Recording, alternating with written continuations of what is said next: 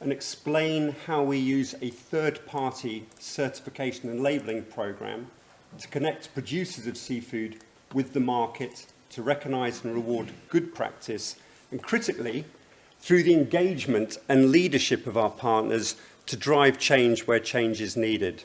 I hope to explain why fishing our oceans globally is so important for humanity and the pressures our ocean resources are under. And then I'm going to conclude by reiterating our call and the call of our partners for leadership from the governments of the coastal states who will be meeting next week to overcome the impasse and actually come up with a shared management plan that follows the science for these very, very important Northeast Atlantic fishing stocks. I will endeavour to stick to time. So MSC, many of you probably know who we are, but we were founded because of the failure of global governance, and maybe there's a lesson there. We were founded to try and reverse the decline in global fish stocks. A standard for environmentally responsible and sustainable fishing was developed based on the code of conduct from the FAO that Arnie referred to, that came out in 1995. Our vision is of healthy, productive marine ecosystems where seafood supplies are safeguarded for this and future generations. And that vision is very, very important. We're pro-fishing. We're pro the fishing industry. We love eating fish, but we want it all to be done sustainably. So we're about ocean sustainability, but also food security and livelihoods. Our mission, as I said, is to use this third-party process to connect producers and consumers and to try and add value to those fisheries who are fishing our ocean resources sustainably. Our theory of change, as many Americans refer to, I never knew what a theory of change was till I raised some philanthropy funding from the US. And theory of change is how we work. And it's very simple.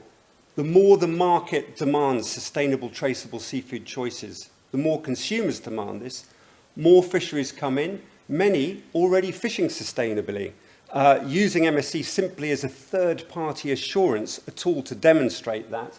But again, as that market demand grows, there's a demand pull of other fisheries into the programme that often have to make improvements to achieve the standard. There's a lot of discussion about consumers. Do they really care? When they get to the till, will they really preference products that have a sort of a higher environmental performance? No time to really get into this, but the answer is yes. There is undoubtedly a rise of an environmentally conscious consumer. MSC commissions the world's largest survey of seafood consumers independently every 2 years. About 25,000 people are interviewed. And without doubt, oceans, ocean sustainability, pollution are up there in buying decisions. Obviously, that varies depending on what market you're in, but it's not going to go away. And I believe strongly that in this COVID-present world that we've emerged into, where people recognise more the interconnection, the interdependence, this isn't going to go away.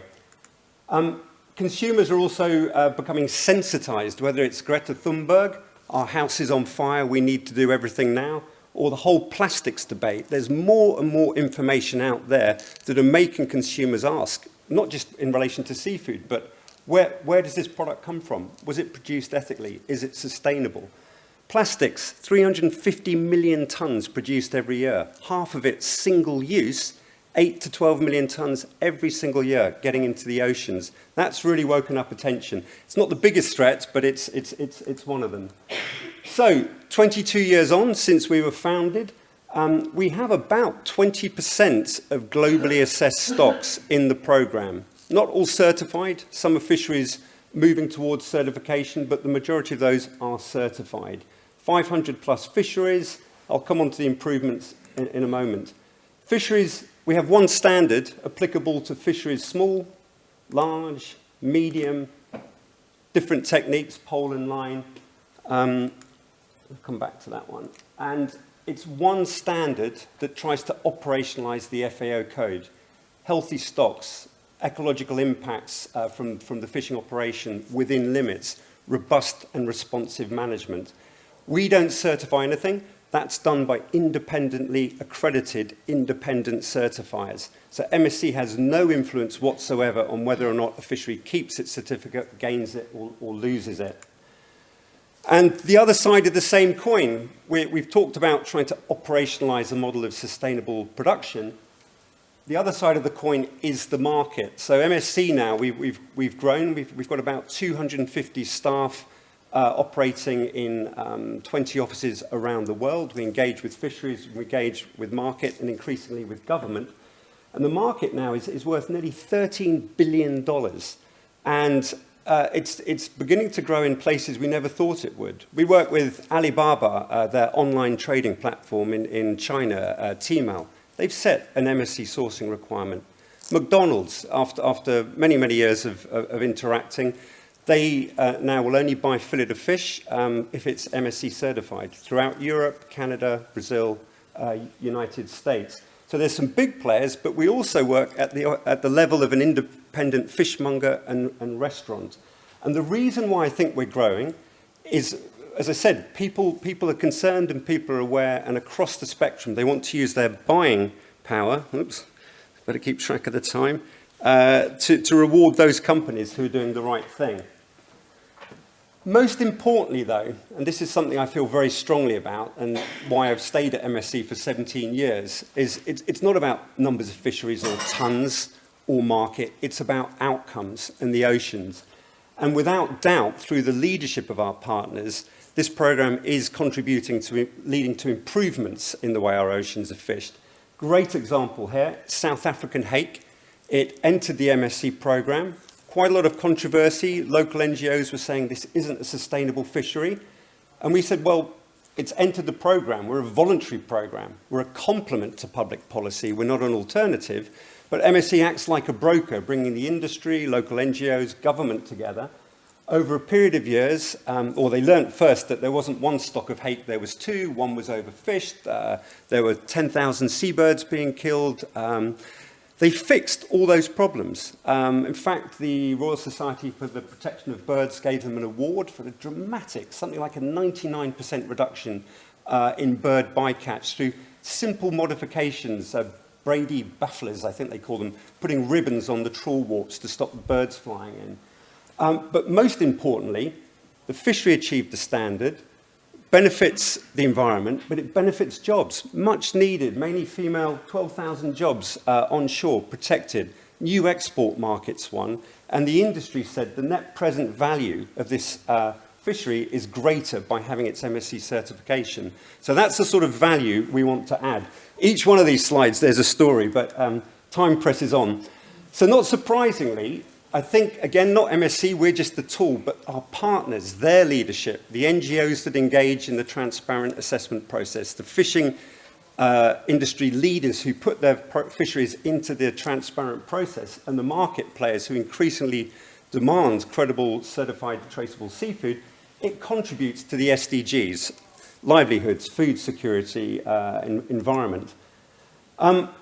But despite huge improvements in management around the world, and again, some data from the FAO really does show how some areas have drastically improved the health of their fish stocks, despite the best endeavours of MSC and our partners, trends are moving in the wrong direction. As Arnie mentioned, over a third of stocks are fished beyond sustainable levels. That's a threefold increase over the last 30 or 40 years.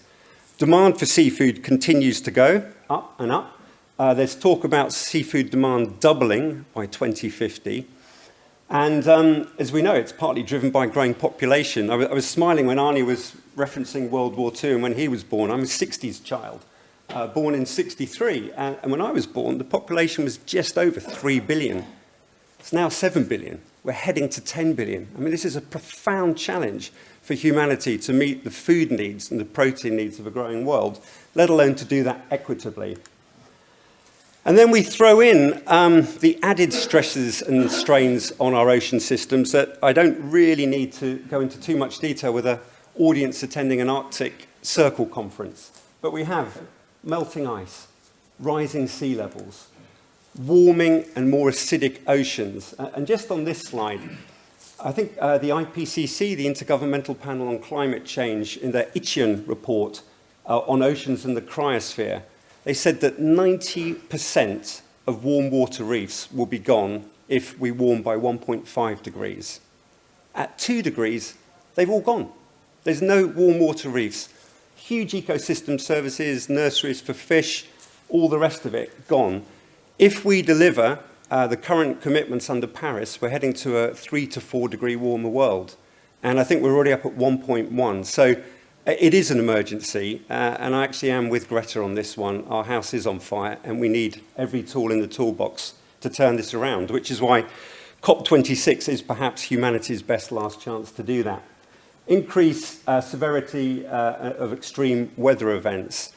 What I found astounding, my background, I'm an economist and a chartered accountant for my sins with KPMG for years, but I left and went back to do a master's in environmental technology in 1990, and they were talking about this. You know, that's 30 years ago. All of this was foretold in terms of the global circulatory models and what was going to happen. It's now happening, and we've reduced our headroom to address it. And as we've touched on, warming oceans mean fish are moving around. They're generally moving north and south to cooler waters. That means fish move into areas that they weren't otherwise in. And what we have here is a schematic showing where blue whiting, Atlanto-Scandic herring and mackerel are, the nations that are swimming on them. Fishing on them, sorry, not swimming on them. And the big problem that we've touched on is the totality of quotas that are being set by those nations is exceeding the scientific advice. Only 4 years out of the last 25 years have quotas matched the scientific recommendations. Now, you can't keep doing this indefinitely without consequences for the biomass. And we're already seeing that. The stock level, the biomass that's left in the ocean, is coming down because of this overfishing. And I think, I haven't got my glasses on, but I think Atlanto-Scandic herring is something like a third down. So not surprisingly, given MSC's standard is all based on management, these fisheries that were certified have actually lost their certificates. They are so important. And actually, one thing I wanted to say is Iceland has taken such a leadership position in terms of its fisheries. At one point, Iceland had 97% of all of their fisheries certified. The first to bring 9 new species in, and even now they're unique in terms of having 5 species that no other country in the world has got. That's changed, obviously, the numbers with the loss of the pelagic fisheries, but they can be regained. Despite the trends that I've shown you, just this year, the quotas again have been, the totality of the individual quotas have again exceeded the advice coming from ICES. Mackerel by 41%, herring 35%, and blue whiting by 25%. And what we're risking here is the potential of a stock collapse if this keeps going. It could have an impact on livelihoods. It will certainly disrupt supply chains. I think it could impact on reputations of all those involved in a much more environmentally conscious and demanding world, and potential wider ecosystem impacts. Now, the good news is we're a long way away from this. These nations are amongst the wealthiest with the most sophisticated management regimes. It's not rocket science. It simply needs leadership, and it needs leadership to overcome the impasse of working out a sharing agreement for these stocks to bring them back into science-based standards. And that's why MSC, along with our partners, and you'll hear a lot more from Helena and the recorded message from Tom, the market are calling on the coastal states who are meeting, I think on the 19th, a 10-day meeting, to get their heads together. We're calling on the industry to encourage and empower your delegations and your ministers to take a leap of faith and look at the long term and look at the expectations of the world. Look at the commitments that all 7 nations have made. They've all signed up to Agenda 2030 with an Oceans Goal, SDG 14, that calls for science-based management of fish stocks. So every nation signed up to that.